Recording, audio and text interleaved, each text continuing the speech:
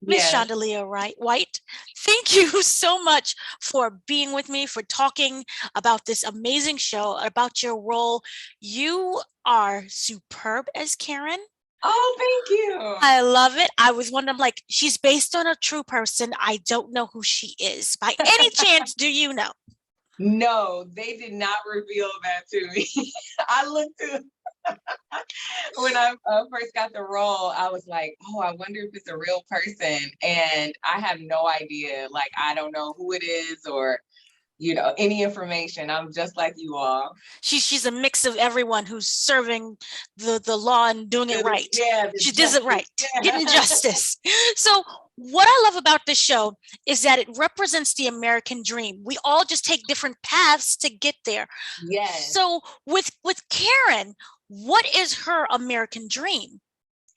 Karen is young. She's fresh out of U of M law. So her American dream is becoming a big time lawyer. You know what I Mhm. mean? And I think that just most lawyers that they all take those pro bono suits, for certain things, especially malpractice is usually that way. And I just feel like with Karen, this is a big malpractice. And and she just feels like, especially because they're friends of the family. Right. They go to my uncle's church, Pastor Swift, and it's just like, okay, great. It's a way for me to get my feet wet and provide a service. So I think Karen's American dream is just becoming a big time lawyer. Right. And what I love about the character was at first you thought it was going to be a high and by character, but no, Mm-hmm. she's staying there. She's with the family. She's yelling right back at them. She's Yeah. getting involved. So initially, did you know how big the role was going to be? No, I actually didn't. I thought I didn't know that I would continue throughout the rest of the season. I Mhm. kind of learned as I went along as well, and it was a pleasant surprise. And I love how Karen's character developing. You said it, where it was just like at first it's just like, okay, I'll advise you, Right. and then it became she was a part of the family. She definitely, and I feel like that's another aspect of the show, just family, and Right. everyone is somehow becoming a family in some way or another. And Karen definitely became a part of the Flenory family Mhm. just by giving them hope. Right. She's there to give them that hope for an alternative route to the American dream. Right. But how do you feel that Karen is able to separate, these are the people who are close to me, it's like family, but this is also business and professional. Yes, you may want the $2 billion, but let's just settle for this. $2 billion. uh, yes, I just feel like as a professional, Karen is educated and she's not practicing. She knows her stuff. And as a professional, you can always separate that. And business is business. It's like when you hire your family kind of thing. It's business. Right. It's family, but it's business. And I definitely feel like for the most part, especially as far as the suit goes, she knows how to separate it. Right. It's all business, and it's about getting. They know they were wrong. Right.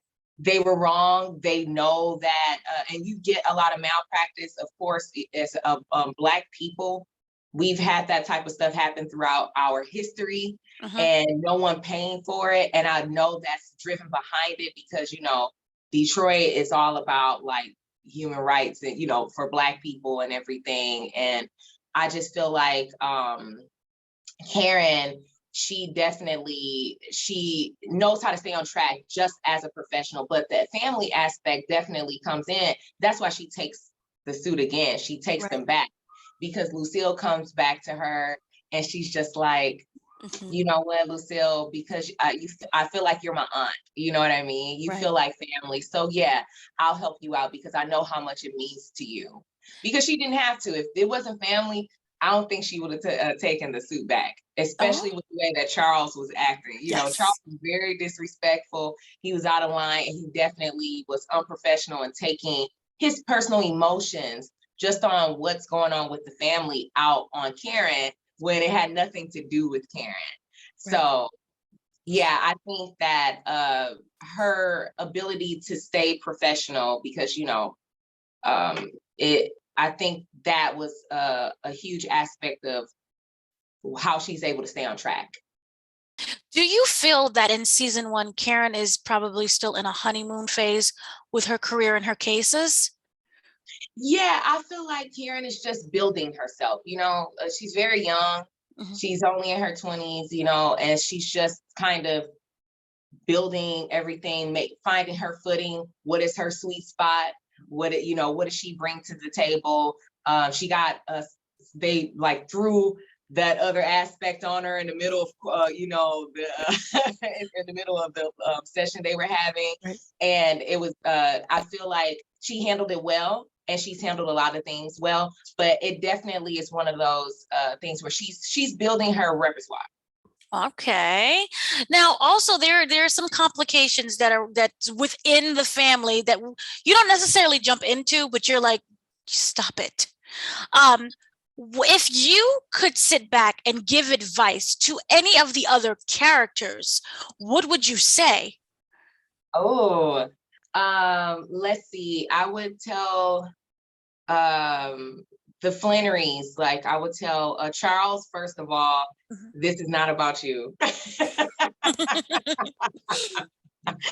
Charles is making everything that happens is about him. It's very personal. Right. I would say it's not about you, and to focus on what your son wants to do with the money and what it can help him do. And I think he does that, but he also skews into making it just about him and the whole family. Like, this is our money. It's the family's money. You know what I mean? And yeah, I would definitely tell him to just relax a little, and also give Karen a break. You know what I mean? Give her a break. She's doing the best she can, and she's fighting for you. She's on your side. Right. And like I said, I think just because my uncle and Lucille kind of have a flirtation going on, I think he's completely taking that out on me, and it's not my fault. Would you tell your uncle? Well, would Karen tell her uncle to calm it down? Stop. You're making things look bad. I definitely I don't feel like Karen fully knows that her uncle has been flirting with Lucille. As Shondalia, I would give that advice to them. But as Karen's just, she's just there. She's all business. She's just there to make sure they get the justice they deserve. That these doctors don't get away with murder. They're definitely getting away and just kind of trying to throw on other aspects that have nothing to do with the fact that they did not do their job properly. That's the bottom line. So yeah, I think Karen just doesn't know, but of course, because she's a good Christian woman, if she saw it, I think she would kind of go, so, what's going on? But definitely, she's definitely clueless to the fact. I think that's why she's kind of like taken aback when she's being attacked so much. Like, whoa, okay, listen, I have fought relentlessly for you. I'm going to the bat. I don't get paid until you get paid. You know what I mean? There's no, I'm not trying to trick you. There's no trickery going on. Right. So do you feel that Karen is solely for the people and not for the paycheck? The paycheck help pays the bills, yes, but she's there for the people. I definitely think Karen is one of those lawyers that she's for the people. Of course, she makes good money. I mean, as you can see, she's dressed to the nine. Her hair is always slayed. Like, she's and she's a Detroit girl, so they just are always slayed and everything else, But I definitely think Karen is for the people, for sure. She's about justice and getting the justice that the people deserve. Right. When it came to the development of the character, was there any kind of input that you was allowed to have, either with how it looked or how you wanted to present yourself as the lawyer, or even the dialect, anything? Well, I'm from Michigan. I like actually lived in Detroit, and I'm from Flint, Michigan, so I didn't have to work on the dialect. It was just me, I could bring myself to it. I went to college there. I used to teach in Southwest Detroit. So I taught art to kids. And so yeah, that part I didn't have to worry about. I didn't have to do as much research because I'm familiar with the city. I'm from here. But as far as like being a lawyer, yes, I had to do just a lot of legal, just understanding what happens in a malpractice suit and some of the words that I'm saying, like, what does it mean? And you know what I mean? Just making sure I knew the intention behind it, like normal development type of work. But the writers did an amazing job as far as like giving, and the directors too, if they did an amazing job just guiding me in the right direction. If I just needed a little push in here, and you know, this is what she's feeling here. That I feel like it was collaborative in that way, but they definitely allowed me to bring my ideas as far as like based on my research and based on what I developed in the audition. That I pretty much kept it that way. Right. Now, this is a big ensemble. I was wondering, as Karen, who would you say, aside from Da Vinci, needs the lawyer the most? Meech need a lawyer. He needs to have one on hand. And I mean, at this point, oh wow, yeah, everyone in this show. I feel like almost everyone needs a lawyer. Where you're like, they're gonna need a personal lawyer. I feel like everyone's a mess. Yeah, there's a lot of stuff going on. Except my uncle, I think he's fine. He doesn't need a lawyer. And if he does, of course, I'll be able to step in for my uncle. But yeah, I mean, at this point, there is so much drama going on. The majority of the cast needs a lawyer. Basically, yes, I agree. So you're also a stand-up comedian. I am. I was wondering, how are you able to infuse what you've learned during your stand-up days with now doing kind of the straight dramatic acting? Yeah, so I as a stand-up comic, one thing that it taught me as an actor, it taught me to what I bring to the table. Mm-hmm. And how to infuse a little bit of Shondalia in everything that I do. And also I used to do improv as well. And so that aspect of improv comedy, being able to think on my feet, being able to strategize, like, oh, okay, I see this, maybe this might, you know, and stand up, they kind of fuse together, basically, just comedy in general. It definitely helps me with the dramatic stuff. But and you know, just having dramatic training, I've had a lot of training. What would you say has been your greatest lesson learned during the dramatic training that's prepared you for BMF?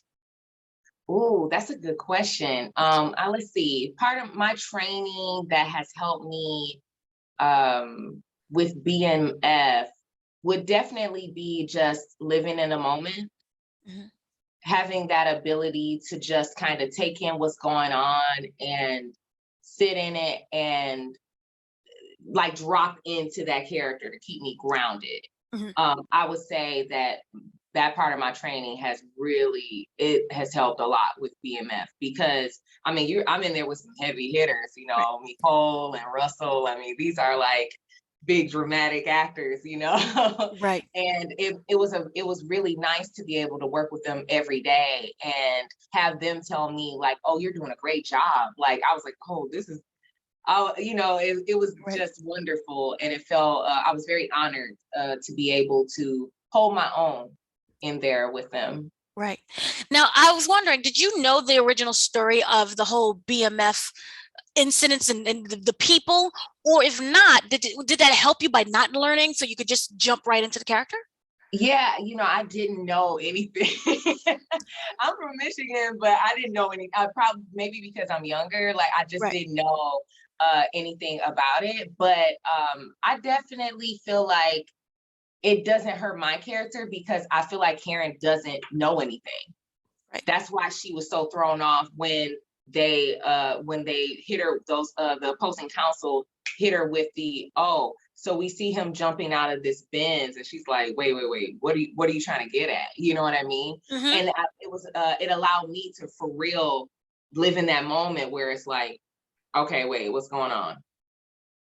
I have no idea. Like, you'll have to elaborate. Oh, you're trying to be sneaky. All right, let's not do that. Right. Very true. When it came to that moment, because I was like, what does that got to do with his eye? They were blaming it on everything from the change in the wind. Oh, he shot somebody yesterday. I was so taken aback at that. Yeah. When you read that in the script, what was your kind of thinking at that moment? Definitely like, whoa, what is this? Where's this coming from? Is this true? But keeping my cool because I'm for them no matter what. I'm their counsel. So it's like, okay, keep your cool. What are they talking about? And how can I still get them what they need, regardless of whatever they're throwing at me? And I think that's where Karen's training, her education and her prior suits that she's worked on, it comes in handy, where it's like, okay, when you get thrown a curveball, how do you handle that?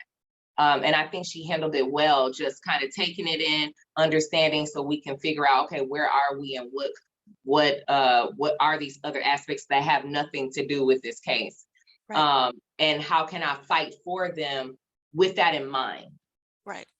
Now, as you was going through the script, just in general, was there a particular storyline that you was looking at like, oh, this is really good, or how it was portrayed? Honestly, all of it. I was so, and then even seeing it, I was even more impressed. Because you don't see everything shot. You're shooting your own stuff, and just reading it and seeing that translation to screen, it was even better. I mean, I was in the table reads, of course, and just seeing everyone do their thing, but it was like mind blowing, just seeing from script to TV. Right. Now, we can't talk about like what's upcoming, but we can talk about what happened. Was there a death that really took you by surprise? I would say Slick. Okay, yeah. Yeah, I didn't see that coming. When I read, I was like, whoa. They needed you as a lawyer so they could yeah, him and he needs a lawyer. Him and Lamar.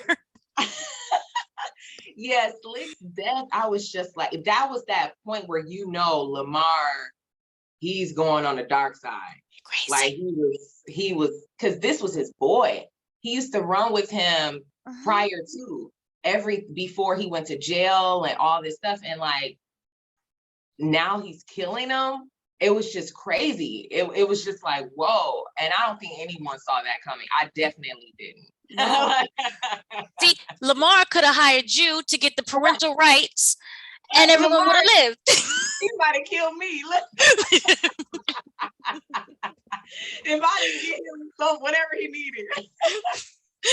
Very true. So as an actress, I was wondering, what fuels, is it the comedy that fuels the acting, or the acting that fuels the comedy? That's a good question. I wouldn't say that they necessarily fuel each other. I feel like they enhance each other.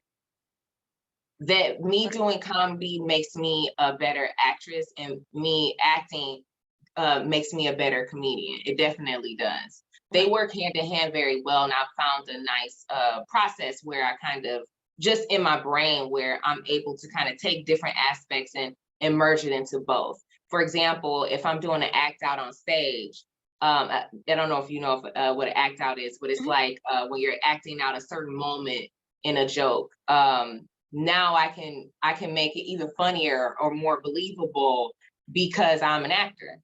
And as an actress, you're able to, do something like that.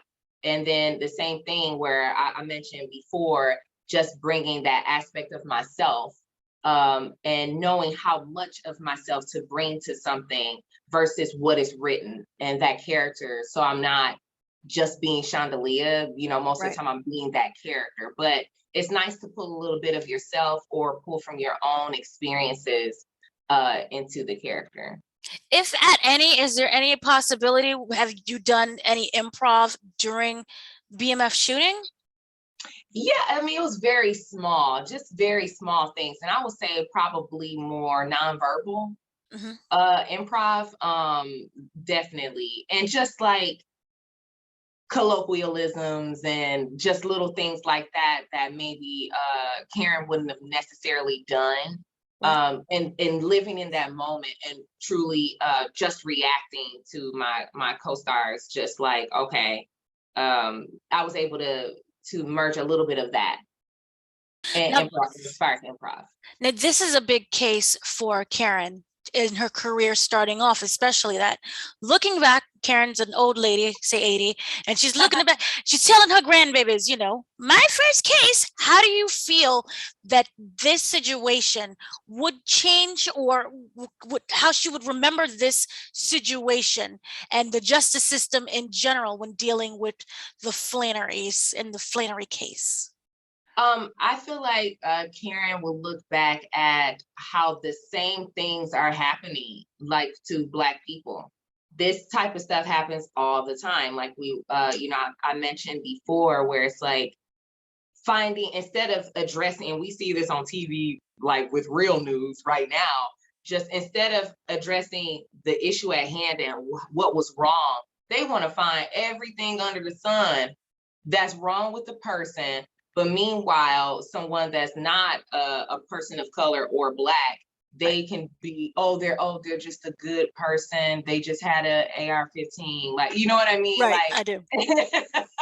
that was loaded and I shot people, like, you know what I mean? So I feel like that her living as an 80-year-old today and looking back, it's really the same type of thing where the justice system is not for Black people. Right. And Now, she's definitely needed in order to help those people that don't have voices get the justice that they deserve. right. Now, do you feel that once this case is over with, she will still be involved with the Flanorys? I think so, because they go to the same church. You know, they have that relationship with my uncle directly, and I feel like Lucille and I, she's like that sweet woman where, you know, she wants to make you a cake and bring you into the house and make you part of the family. You know what I mean? She's Right. just a sweetheart. So I don't even think she would allow me to be too far away. Right. But do you feel that the relationship that she has with the Flannerys, knowing what they really also do, at least the two brothers, will end up being a conflict of interest at some point? I think it depends on what aspect Karen takes in the future as a lawyer. Because as a lawyer, I mean, they deal with a lot of different people. I don't feel like they necessarily discriminate. Right. It just depends on if that type of case is the case that they represent. So I don't think that would make her stop, you know, showing love to them. You know, the show is about family and, you know, togetherness and brotherhood and everything along those lines. And I definitely feel like as a Christian, you're not going to judge someone. She's not doing that stuff, but and she's not involved in it in any way, but I don't think she would just go, and by the way, I'm never going to talk to you. I don't think we're done. It is. No, that's just not her personality. She has a heart of gold. Right. And she definitely is a caring Christian woman, forgiveness, right. You know, that comes with being a Christian woman. And I definitely feel like in some way, and probably as close, definitely with the mother, with Lucille, I definitely feel like they got very close during this aspect. As you saw, like she hugged her and she's like, of course, for you. Yeah, I got your back. You know what I mean? Right. And I definitely feel like no matter what, because you got to remember too, these are kids. The Flenory brothers, they're children. No, she doesn't know anything about what they will become. So it's just like a lot of kids get into trouble and make bad decisions, or, you know, they're just trying to figure it out. They literally are just trying to figure it out, and they're trying to pursue the American dream like everybody else, and just like me, just right. Like Karen is, you know. So I definitely don't think that it would affect her relationship with them. Right. Now the finale is coming up this Sunday. Mm-hmm. It goes by so quick. I know. Is there anything you would like to tease or comment on? I would just say get ready for a lot of twists and turns, be at the edge of your seat, a lot of like and jaw-dropping moments. Like just get ready because all the drama and craziness that has already it's built up to, you have even more. Okay, now. There'll Okay, be a lot more. okay. Now, as Shondalia, what would you say Mhm. to Karen for this? We don't know what's going to happen with this finale. Anything can happen. So, what advice would you give her for this last Ooh, hour? I would just say to Karen, rely on God and rely on your professionalism to get through and get these people what they need. Just focus and really try to get them use all your tools in order to get them that justice. And I really feel like as you kind of saw when she took it back and she's just like, you know, she's been thinking about it and she's been really considering what else can I do? What did I miss? What can I, you know what I mean? So I definitely would say keep going, Karen. Okay, Keep digging. I like that a lot. If you could sum up the finale in using just 3 words, what would you say? Ooh, action packed drama. Action-packed. That is very true. Thank you so much for speaking with me. Thank This is an you. exciting show. I look forward to all of your future projects.